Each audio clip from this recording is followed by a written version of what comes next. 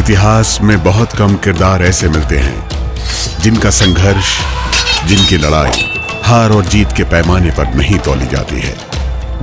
रक्त रंजित में आज कहानी ऐसे ही एक किरदार, महाराणा प्रताप और उनकी धरती मेवाड़ की।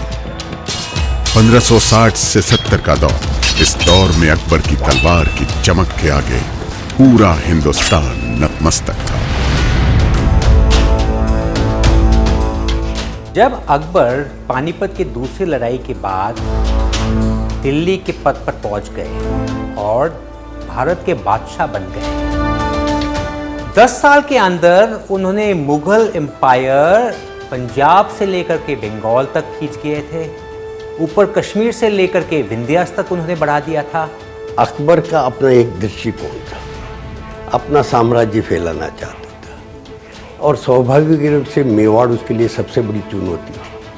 सारा राजस्थान कुछ अपवादों को छोड़ करके धीरे धीरे उसकी अधीनता स्वीकार कर ली। एक स्वतंत्र मेवाड़ उत्तरी भारत से रहे, उसको कदापि बर्दाश्त नहीं हो सकता।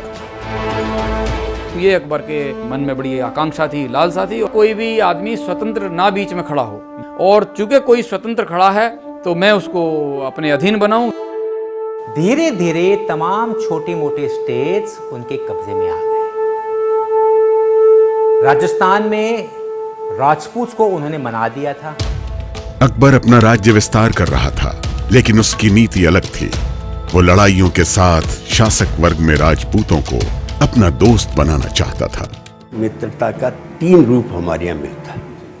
एक ऐसे कि जिन्होंने बिना संघर्ष किए उसकी अधीनता स्वीकार की। अकबर उत्साही हो चुका था राजकुमारी आमिर राजकुमारी के साथ विवाह करने के। उसे लग रहा था कि हर राजा जो है वो अपनी राजकुमारी, अपना इस तरह के पारिवारिक संबंधों के द्वारा वो एक राजनीतिक स्थायित्व को प्राप्त कर सकता है। दूसरे ऐसे हैं कि जिन्होंने संघर्ष के बाद में अधीनता स्वीकारी, और मेवाड़ी एकमात्र ऐसा राज्य था कि जिसने संघर्ष भी किया और जीवन में कभी भी दोनों शासक उदय सिंह या प्रताप, उन्होंने कभी अधीनता स्वीकार नहीं की। चित्तौड़ और मेवाड़ राज अकबर को नहीं मानते थे। वो कहते थे हम राजपूत कोई मुगल के अंदर कभी नहीं रहेंगे। जो चित्तौड़ और मेवाड़ की लोकेशन थी, वो लोकेशन थी जो कि अकबर का ट्रेड रूट गुजरात से लेकर के दिल्ली तक जो उनके कारवान आते थे, जो कॉमर्स होता था, वो उसके ऊपर था। जितने भी कारवान हैं वो वहाँ से गुजर रहे हैं, व्यापार के भी। अगर उसे दक्षिण जीतना है और स्थायित्व रखना है, जीतना अलग बात है, दक्षिण को जीतकर वहाँ पे अपना स्थायी शासन जमाना है, तो उसे बीच के जो रास्ते हैं उनको अपनाना बहुत ज़रूरी है। उस दृष्टि से वो मेवाड़ भी लेना चाहता था। आखिर में अकबर ने सोचा कि मैं चित्तौड़ को जाकर के कब्जा कर लूंगा और मिलिटरली उनको खत्म कर लेता हूं। मेवाड़ की राजधानी चित्तौड़ हुआ करती थी। मेवाड़ वही राज्य था जिसके राजा राणा सांगा ने बाबर को सबसे कठिन चुनौती दी थी। साल 1567 में राणा सांगा के बेटे उदय सिंह चित्तौड़ के महाराणा थे। अकबर ने चित्तौड़ के किले पर हमला करने का फैसला किया।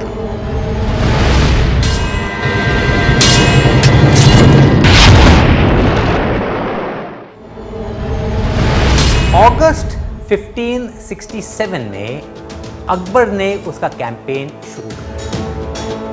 दिल्ली से जब निकला उसने किसी को नहीं कहा कि मैं चित्तौड़ के अगेंस्ट जा रहा हूं, बल्कि उसने कहा कि मैं शिकार के लिए जा रहा हूं, और बाकी सेना उससे बाद में उसे मिली।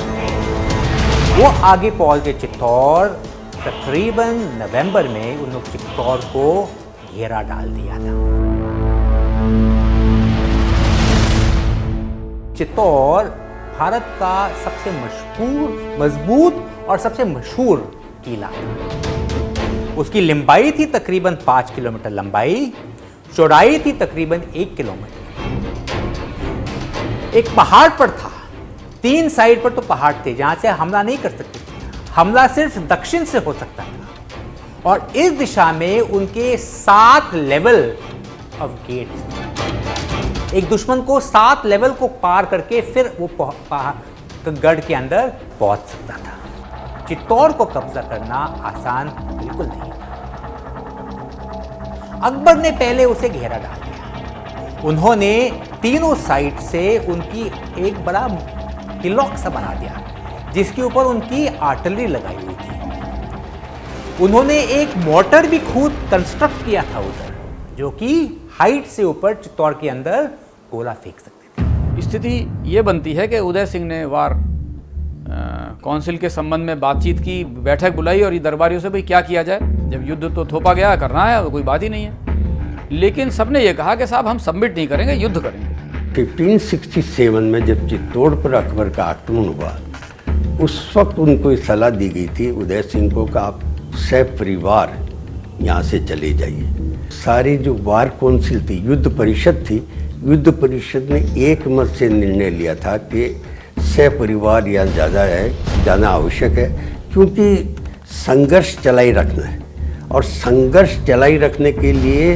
महाराणा और उसके परिवार को जीवित रखना ज़्यादा जरूरी है और इसलिए उनको यहाँ से जाने के लिए मजबूर किया। लिहाजा उदय सिंह को, महाराणा उदय सिंह को राज परिवार के साथ चित्तौड़ छोड़ना पड़ा और वो ऊपर पहाड़ियों पे चले गए, उदयपुर के लिए, और उन पहाड़ियों के में वो जा कर के रहे। यहाँ का उन्होंने जो जिम्मेदारी दी वो जयमल को जिम्मेदारी दी। जयमल राठौड़ है, बड़ा वीर पुरुष है, उनका सर्वाधिक विश्वस्त आदमी है। अकबर ने पहले उसे घेरा डाल दिया। 1 महीने लगातार उसके ऊपर बम्बार्डमेंट डालते रहे। तोपखाना था ये अकबर के पास, परंतु उसकी मारक क्षमता इतनी नहीं थी कि जहाँ पर वो स्थापित था चित्तौड़ की दूरी पर कोई असर डाल सकता। उन्होंने उसके टैक्टिक्स बदल दिए। फिर नवंबर में अकबर ने उसका पहला हमला डाला। मिड नवंबर में पहला हमला डाला जो कि बहुत कैजुअलिटीज के साथ तोड़ा गया था। 7 इस प्रकार के हमले राजपूतों ने तोड़ दिए। बहुत भारी कैजुअलिटीज अकबर के आर्मी को हुए और तब अकबर समझ गया कि अभी एक नॉर्मल कन्वेंशनल अटैक से मैं ये किला को हासिल नहीं कर सकता। तो तोपखाने को पास ले जाने के लिए एक साबात का निर्माण किया। साबात मीन्स कवर्ड गैलरी बनाने। साबात एक प्रकार का ट्रेंच होता है जिसके ऊपर लकड़ी और चमड़े का कवरिंग होता था। उसकी चौड़ाई थी जो कहते हैं 10 soldiers could move abreast and 1 elephant could move through it। यानी कि तकरीबन 15 फुट गहरी होगी और तकरीबन 10 फुट चौड़ी होगी। सपा तो पहुंच गया था दीवारों के नीचे। अभी वो कहते थे कि नीचे उन लोग बारूद लगाते। उनका मकसद था कि ये दीवार के नीचे पहले एक माइन को उड़ा देंगे, जब दीवार कमजोर हो जाएगी दूसरा उड़ा देंगे ताकि दीवार गिर जाए और इस गैप के अंदर हम उनसे हमला करेंगे। पहला माइन तो उड़ गया, लेकिन दूसरा माइन इसी शॉक से प्रीमैच्योरली डिटोनेट हो गया। इस धमाके में मरने वाले ज्यादातर अकबर के करीबी मुगल अफसर थे। 20 तो ऐसे थे जिनसे अकबर का पारिवारिक रिश्ता था। मुगल बादशाह अकबर के लिए यह बड़ा सदमा था। 30 अक्टूबर 1567 से अकबर ने चित्तौड़ पर घेरा डाल रखा था, लेकिन चित्तौड़ न झुका और न ही टूटा। 1568 का फरवरी महीना आ गया। भाग्य ने एक बार फिर करवट ली।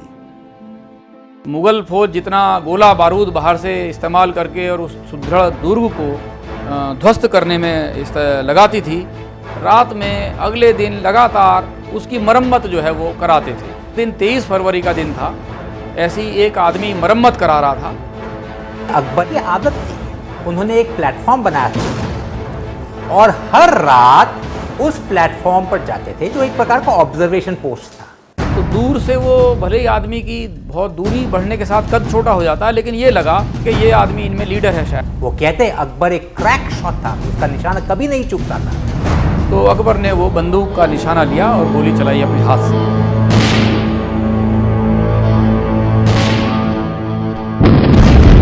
और गोली अपने निशान पर पहुंच गई। वो आदमी गिर गया।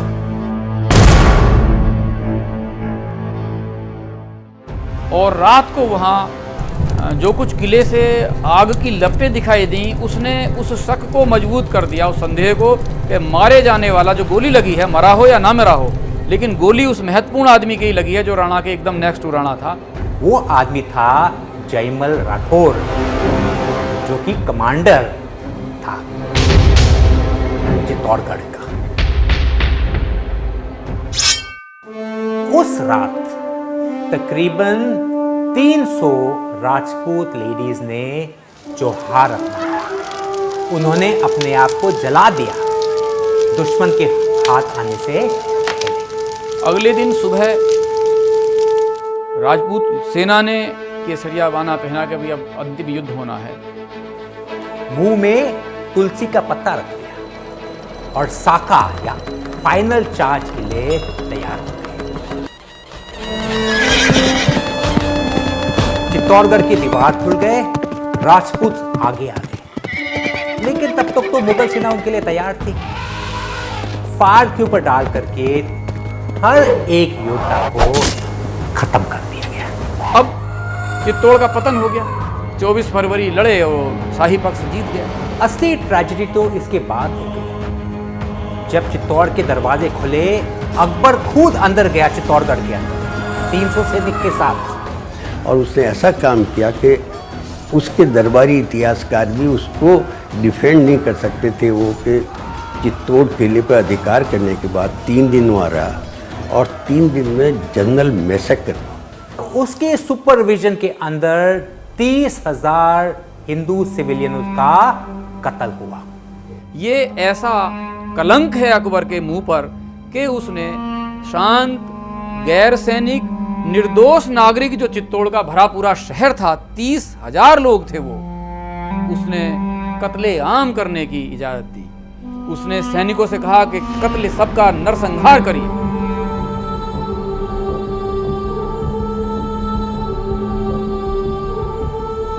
चित्तौड़ से आगरा लौटते हुए मुगल बादशाह अकबर ने फतहनामाए चित्तौड़ जारी किया। हम अपना कीमती वक्त अपनी सलाहियत के मुताबिक जंग और जिहाद में गुजारते हैं। शैतान काफिरों के खिलाफ टोली बनाकर हमला हुआ और उस जगह कब्जा हो गया जहां किला खुलता है। अपनी खून की प्यासी तलवारों से एक के बाद एक कत्ल करते गए और कत्ल हुए लोगों का अंबार हो गया। बाकी बचे हुए लोगों का पीछा हुआ जैसे वो डरे हुए गधे हों शेर से भागते हुए। चित्तौड़गढ़ पर अकबर का कब्जा तो हो गया, लेकिन मेवाड़ झुका नहीं। मेवाड़ का एक बड़े इलाके पर अभी भी महाराणा उदय सिंह का ही राज था। उदय सिंह की मृत्यु के बाद उनके बेटे प्रताप सिंह महाराणा बने, लेकिन इस बार अकबर ने अपनी रणनीति बदलकर मेवाड़ की तरफ दोस्ती का हाथ बढ़ाया। इस नीति के तहत अकबर ने अपने दूत मेवाड़ के राजा महाराणा प्रताप के पास भेजे। पहले अपने भरोसेमंद दरबारी जलाल खान को भेजा, लेकिन जलाल खान को मेवाड़ से खाली हाथ लौटना पड़ा। फिर अकबर ने तुरुप का पत्ता खेल दिया। अप्रैल 76 में कुंवर मानसिंह को भेजा कि आप जाओ राजपूत होने के नाते और महाराणा प्रताप से बात करें, ऐसा सहमति बने, हमारे हो जाए, अधीन का स्वीकार करें। अकबर ने 2 कारणों से भेजा। सफल हो तो उसका मकसद पूरा हो जाता है, असफल होगा तो राजपूतों में भी एक दूसरे के खिलाफ लड़ने के लिए तत्परता पैदा कर सकता हूँ। महाराणा प्रताप के पास ये पहुँचे और इनका रात का शाम का खाना रखा गया, भाई आपके फला जगह झील पर जो है वो भोजन होगा। लेकिन महाराणा ने कुंवर को ही भेजा, कुंवर अमर सिंह को। अब मानसिंह गुस्सा हुआ, काफ़ी नाराज हुआ और बाद में ये हुआ कि वो मीटिंग डिस्पर्स हो गई, वो इधर चल दिए। तो चलते समय बल्कि उन्हें ये भी कहा गया कि भाई अपने फूफा को भी ले आना साथ, आप तो आओगे, उन्हें भी ले आना, यानी अकबर को भी ले आना। शिष्टमंडल की असफलता के बाद में युद्ध अवश्यंभावी था। अप्रैल 1576 में अकबर जब वो अजमेर था, अजमेर में उसने घोषणा की कि प्रताप के विरुद्ध सेना भेजी जाएगी और मानसिंह को नेतृत्व दिया। और मानसिंह दिल्ली से निकला, उनके साथ थे 5,000 खुशवाहा राजपूत, उनके खुद के राजपूत, 5,000 मुगल फौज, 100 एलिफेंट्स। महाराणा प्रताप के साथ थे तकरीबन 3,000 राजपूत, 500 अफगान भी थे हकीम शाह सूरी के अंदर, जो भी अकबर के बरखिलाफ थे, उनके साथ 100 हाथिया थे और 1000 भील ट्राइब्स थे जो कि वहां की लोकल्स थे। दोनों आर्मी एक जगह पर मिले, वो जगह थी हल्दी घाटी। हल्दी घाटी उस ढंग से मिलिट्री स्ट्रेटेजी के ढंग से अकबर के प्रताप को ज़्यादा सूट करती थी, इसलिए हल्दी घाटी बहुत तंग रास्ता है। बदौनी ने लिखा कि 2 घोड़े असवार एक साथ उस में नहीं जा सकते। हल्दी घाटी अगर देखा जाए तो कुछ खास नहीं था। एक छोटी घाटी थी 5 किलोमीटर लंबी, तकरीबन वो कहते थे कि चौड़ाई थी 1 किलोमीटर की, पर घाट के अंदर से सिर्फ 2 या 3 लोग इकट्ठा जाते थे। मुगल सेनाएं हल्दी घाटी में लड़ने के लिए सोचे थे। उनका उद्देश्य था गोगुंदा जाने का, और गोगुंदा जाने के लिए मोलेला नामक स्थान पर उन्होंने अपना पड़ाव डाला। और जब प्रताप को पता लगा, वो युद्ध परिषद को बुलाया। उसमें 2 तरह के ओपिनियन थी कि युद्ध कैसे किया जाए। जैसे राम शाह तंवर वगैरह ग्वालियर के जो थे, उन्होंने कहा कि हमें छापामार युद्ध से करना चाहिए। नवयुवक वर्ग था, उन्होंने कहता नहीं, इन लोगों को तो अपने जीवन की ज़्यादा शायद परवाह है, और इसलिए नहीं, हम तो युद्ध राजपूत तरीके से लड़ेंगे युद्ध के मैदान में। 21 जून 1576 राणा प्रताप के राजपूत घाट छोड़ करके आगे आकर के डिप्लॉय किए गए। तकरीबन 2 या 3 किलोमीटर दूरी पर मुगल सेना ने भी उसी प्रकार डिप्लॉय किया था। पहला हमला तो राजपूतों ने किया। उनका लेफ्ट फ्लैंक, जिसमें तकरीबन 500 राजपूत और 500 अफगान योद्धा थे, पूरी ताकत से हमला किया, उनके हरावल पर उसे तितर बितर कर दिया। साथ ही साथ मानसिंह के लेफ्ट फ्लैंक पर यह हमला कर दिया। साथ ही साथ राजपूतों का राइट फ्लैंक से भी हमला कर दिया। और अगर आप देखा जाए, इस जगह के अंदर राजपूतों के दोनों अटैक ने मुगलों को एक टाइट नॉट के अंदर से बांध दिया था। तो युद्ध का पहला आक्रमण इतना तेजी से हुआ कि खुद वो मुस्लिम इतिहासकार कहता है कि सेनाएं, मुगल सेनाएं छिन्न भिन्न हो गई और बनास नदी के दूर जाकर के, मतलब 10 से 15 किलोमीटर दूर तक भाग गई। अब लड़ाई राजपूतों के हाथों में थी, और जो कमांडर था मीतीर खान, वो जोर जोर से चिल्लाने लगा, अकबर बादशाह आ रहे हैं, अकबर बादशाह खुद आ रहे हैं लड़ाई जीतने के लिए। ये सुनकर के जो मुगल लाइन्स थे, जो कि हिल रहे थे, खड़े हो गए। उनमें थोड़ा हौसला आ गया। युद्ध के बारे में अबुल फजल कहता कि युद्ध ऐसी सीमा पर पहुंच गया जहां पर इज्जत महंगी, जान सस्ती हो गई थी। अपनी जान दे दें इज्जत बचाने के लिए सारा युद्ध हो रहा था। और मानसिंह ने देखा कि शायद स्थिति गंभीर हो गई। तब उन्होंने उनके इल्तमिश, जो रिजर्व्स थे, 1000 घोड़सवार, उनको आदेश दिया, तुम आगे जाओ और रीइंफोर्स करो। इल्तमिश आगे आ गए। राइट फ्लैंक जो उस वक्त हिल रहा था, उनके दिशा में पहुंच गए। बड़ी दुर्धर्षता चल रही है युद्ध की। एक एक क्षण मानो बहुत लंबा सा जा रहा है। केवल विनाश ही विनाश है। केवल आदमी कट रहा है। आदमी नहीं कट रहा, पशु भी कट रहे हैं, घोड़े भी कट रहे हैं, हाथी भी कट रहे हैं, तमाम चीज़ हो रही है। ऐसी स्थिति में राणा प्रताप बहुत देर अटैक को बनाए नहीं रख सके, और चूंकि संख्या बहुत ही कम है, संख्या बल तो है ही नहीं। अब राणा प्रताप समझ गए कि बस इस लड़ाई को जीतने का सिर्फ एक ही तरीका है, अगर वो किसी ना किसी तरह से मानसिंह को खत्म कर सकते हैं। वो और अपने 20 या 30 वफादार बॉडीगार्ड मुगल लाइन को काट काट करके आगे मानसिंह के हाथी की तरफ पहुंच गए। जैसे ही मानसिंह कुंवर का हाथी दिखता तो चेतक के पैर उसने उसके हाथी के माथे पर लगा दिए। इन्होंने देखा मानसिंह के भाई तुझे देख रहा हूं, इन्होंने भाले का वार किया जबरदस्त, और राणा प्रताप ने अपना भाला फेंका। ये इतने फोर्स से फेंका कि मानसिंह का जो माहौत था, जो हाथी को कंट्रोल कर रहा था, उसके बीच में से होकर के उनके हौड़े पर जाकर के और दूसरा हमला के लिए राणा प्रताप को वक्त नहीं मिला। जो मैं आपको कह रहा हूं तकरीबन 10 सेकंड के अंदर हो गया था। इस टाइम में बाकी मुगल सेना भी उसके नजदीक आ गए और राणा प्रताप को घेर लिया। तो बीदा झाला ने इनका मुकुट जो है, राज मुकुट, अपने इनके सिर से एकदम अचानक खींच लिया और अपने पे धारण कर लिया और इनसे कहा आप चले जाओ, आप रह जाओगे तो फिर से लड़ाई होगी, नहीं कैसे होगा। चेतक ने उनको लेकर के हल्दी घाटी की तरफ ले गए। मुगलों ने तब तक देख लिया कि राणा प्रताप भाग रहे हैं, वो भी राणा प्रताप के पीछे आ गए और एक चेतक आगे बढ़ता रहा।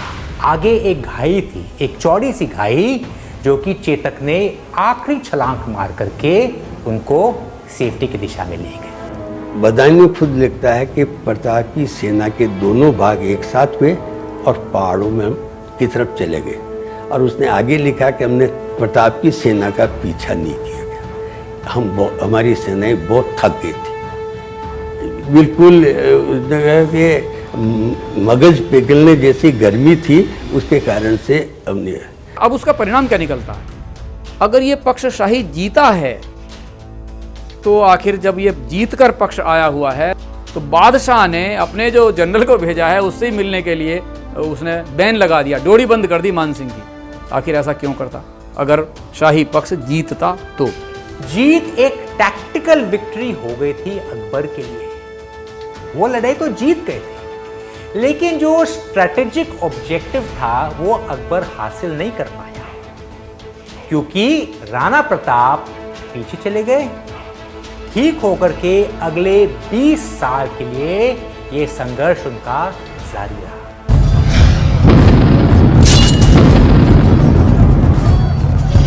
ये है एबीपी न्यूज, आपको रखे आगे।